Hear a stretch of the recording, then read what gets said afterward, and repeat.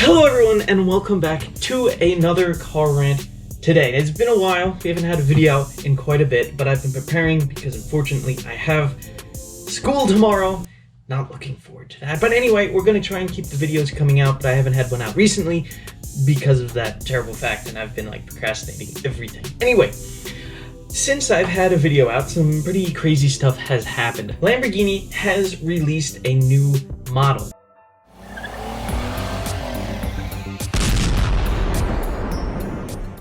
And normally that's pretty crazy. It's, oh, okay, Lamborghini's coming out with a new model. That doesn't happen all that often. However, Lamborghini has decided to reuse the Countach name. This is a big deal. This is like a really big deal. For anybody who somehow does not know what the Lamborghini Countach is, it is only the most influential, most famous, most bestest of supercars of all time. Basically, it's the supercar. When you think supercar, you think Lamborghini Countach. It's literally defined the entire segment of a supercar. It's a big deal when Lamborghini decides they are going to do a new version of it. They're going to bring back the Countach name. Like, I would come up with an analogy, but literally there's nothing bigger in the supercar world than the Countach. It's pretty legendary. Let's just say that my expectations, well, of what a new Countach would be, I mean, it's like, I can't even reach how high it is, as were pretty much everybody else. Now, I personally am a huge Lamborghini fan.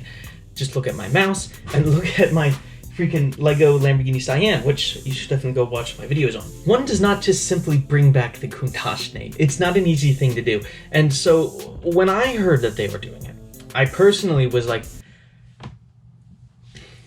I don't know.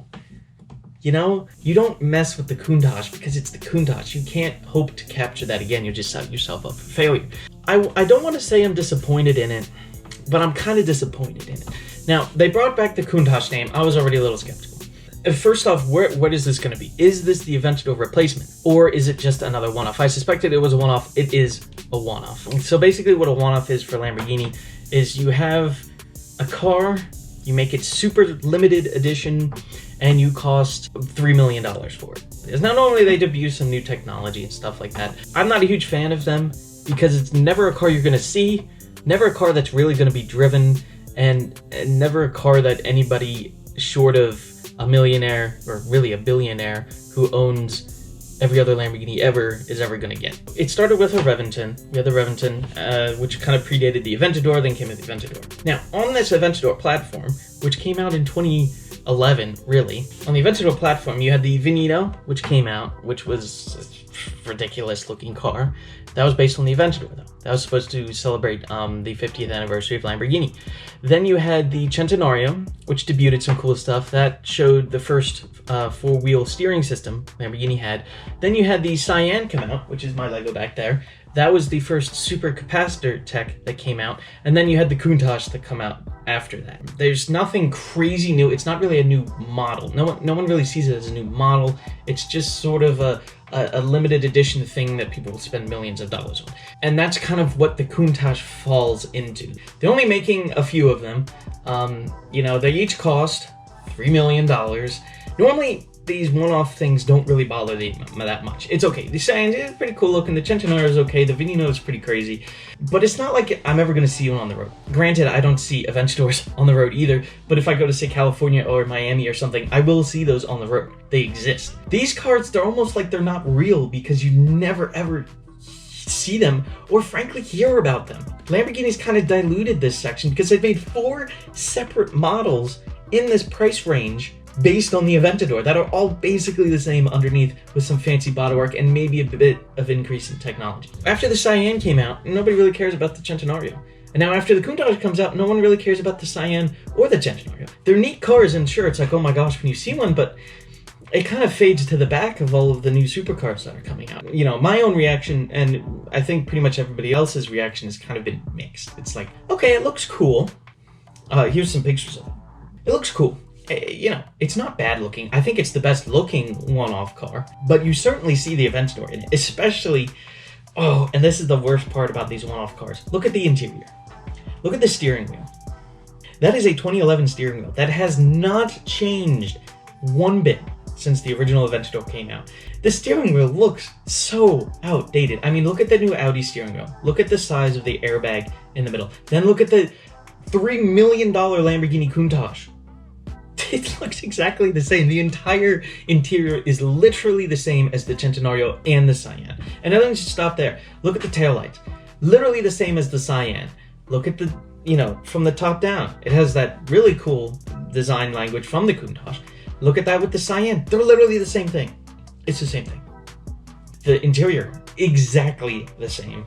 All they did was clean it up a little bit.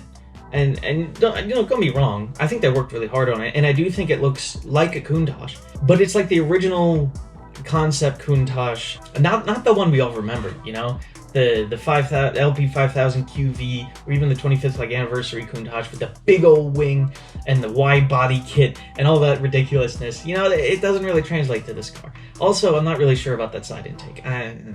What I'm trying to say here is I think Lamborghini is really using this just to sell these. I mean, they came out with the Centenario. They had a reason for that. It was the 100th anniversary of Future Lamborghini, which is still kind of obscure, but it's there. They came out with the Cyan. Oh, here's some hybrid technology that we're not actually going to use because the Aventador replacement isn't going to be using that. They already confirmed it's going to be a plug-in hybrid with traditional batteries, not supercapacitors.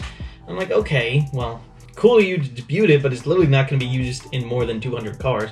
Then they came out with the Countach, They're like, okay, how can we make more people excited about another one-off car? We've literally made 3 of them already on the Aventador.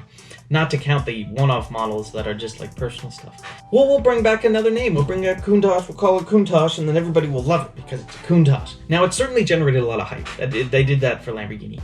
But I just feel it's almost a half-hearted effort. They bring back the Countach name, they give it a few styling cues, like a triangular shape, side intake, square headlights, stuff like that, and kind of call it a day. But even then, they could have gone so much farther with it. If you're gonna bring back a name like the Countach, you better do it right. And I just feel like this doesn't quite live up to it. They could have at least put a big wing on it, is all I'm saying. We want to see the next actual Lamborghini. Where is the Aventador replacement? Where is the Huracan replacement? Let's go! Those are supposed to debut eventually. I think they're coming soon, but the Aventador is so dried up, and I think they're trying to keep it going with cars like this, but it's just like, it doesn't matter. Give me the actual one. And it just seems so wrong to me to be using the Countach name on something like this. If it was, say, the last naturally aspirated V12 that Lamborghini was going to make, I'm like, oh, okay, that's kind of cool, and you call it a Countach. But it's not. The next Aventador is confirmed it's going to have an NA V12. It could be the last only V12 Lamborghini. No, actually, it has a supercapacitor, so it's not only the V12. Oh, okay, well, it debuted some sort of new technology. Well, no, it doesn't, because the Cyan already had the supercapacitor tech. There's nothing new on this car. If they had developed something new, gone with a retro interior with, actual gauges and stuff like that, and shortened the wheelbase and put a big old wing on it, but no, it's the same thing with some new body panels on it for $3 million. For $3 million, you could give me a new steering wheel, is all I'm saying. It very much feels like a body-kitted Aventador. And even if you see it in public, I feel like the majority of people would be like, oh, look, someone took their Aventador and professionally made it look like a Countach. That's literally what it looks like. Again, I think it looks cool, but compared to what the Countach stands for, what the Countach name is, especially the Lamborghini, I feel like they could have done much more with this. Bugatti did something very similar with the 110, where they retro style it to look a lot like the EB110, and I think they did a great job. But they didn't call it the EB110. They called it the 110, but it looks like the EB110. So it was like a callback to it, but it wasn't an official EB110 revival. And that's kind of what Lamborghini did. They did the same thing where they harked back to an old car and basically sold it on heritage, except with, one, a much more important car, the Countach, and two, they called it the Countach. Actually, they called it the Countach LP 800-4. So, nobody's gonna call it that. It's called the Countach. They could have called it, I don't know, something else, and made it, oh, this looks like a Countach. But here's the thing, if they did that, they wouldn't have sold as many of them, probably, because I don't want that, I want a Countach. Then if you're gonna call it the Countach, make it a Countach. And I think this retro styling thing is cool, like what Challenger did, Dodge Challenger, they brought it looks like the old Challenger. That's an actual car you can buy. Same with the Camaro. Mustang has done a similar thing. But this just feels half-hearted. And it feels like just a way for them to sell another lineup of few-off cars that if they didn't call it the Countach, nobody would really be interested in. Because we already had the Scion, we already had the Aventador, we already had the Vignetto, we already had the Reventon. There's so many. And it gets just caught up in it, and it seems like a misuse of the Countach name. In my opinion. Now, I cannot wait for the new Aventador replacement. I have literally been waiting for this since the Aventador S came out. Thank you everyone for watching. Let me know if you agree. Do you like the new Countach? What do you think of it? Does it live up to the old one? Let me know. And I will see you all next week. So thank you for watching. Dab on him, and I'll see you later.